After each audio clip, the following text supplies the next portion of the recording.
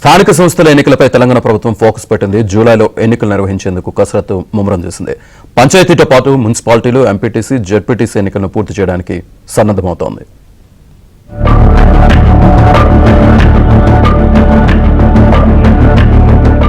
సర్పంచులు, MPTC, ZPTC, కౌన్సిలర్ల, కార్పొరేటర్ల పదవీకాలం ముగియడంతో కొన్ని నెలలుగా స్థానిక సంస్థల్లో ప్రత్యేక అధికారుల పాలన కొనసాగుతోంది.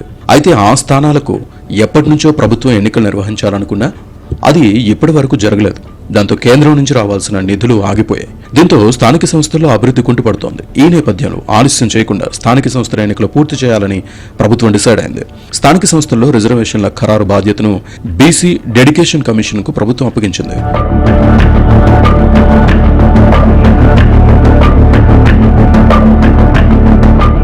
గతంలో ప్రభుత్వ నిర్ణయం మేరకు సర్పంచ్, ఎంపీటీసీ, జెడ్పీటీసీ స్థానాలకు రిజర్వేషన్లు కేటాయించి ఎన్నికలు నిర్వహించారు. అయితే ఈసారి ఆ బాధ్యతను డెడికేషన్ కమిషన్ కు రిజర్వేషన్ల బాధ్యతను అప్పగించారు. అయితే కమిషన్ కూడా ఆ పని పూర్తి చేసినట్లు సమాచారం. వార్డుల రిజర్వేషన్ బాధ్యత మాత్రం అధికారులకే అప్పగించింది. అది కూడా పూర్తయినట్టు తెలుస్తోంది. బీసీ రిజర్వేషన్లు పెంచుతామని ఎన్నికల్లో ఇచ్చిన హామీ మేరకు రేవంత్ రెడ్డి సర్కార్ బీసీ డెడికేషన్ కమిషన్ వేసింది. రాష్ట్రంలో సమగ్ర ఇంటింటి కుల సర్వే చేసింది. బీసీల జనాభా లెక్కలను కమిషన్ సైతం ప్రభుత్వానికి అందజేసింది.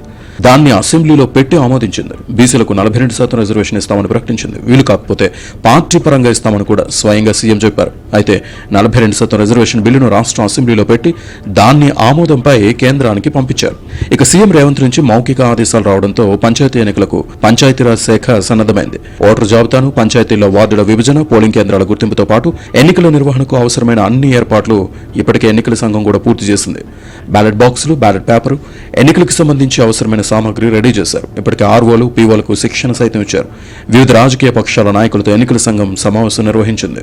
రిజర్వేషన్లు ఖరారు చేస్తే త్వరలోనే మరోసారి అధికారులతో సమావేశం నిర్వహించనున్నట్లు సమాచారం. మొత్తానికి జూలై మొదటి వారంలో నోటిఫికేషన్ వచ్చే అవకాశం ఉన్నట్లు విశ్వసనీయ సమాచారం. 45 రోజుల్లో పంచాయతీ, ఎంపీటీసీ, జెడ్పీటీసీ, మున్సిపల్ ఎన్నికలు పూర్తయ్యే అవకాశం ఉందని చెబుతున్నారు.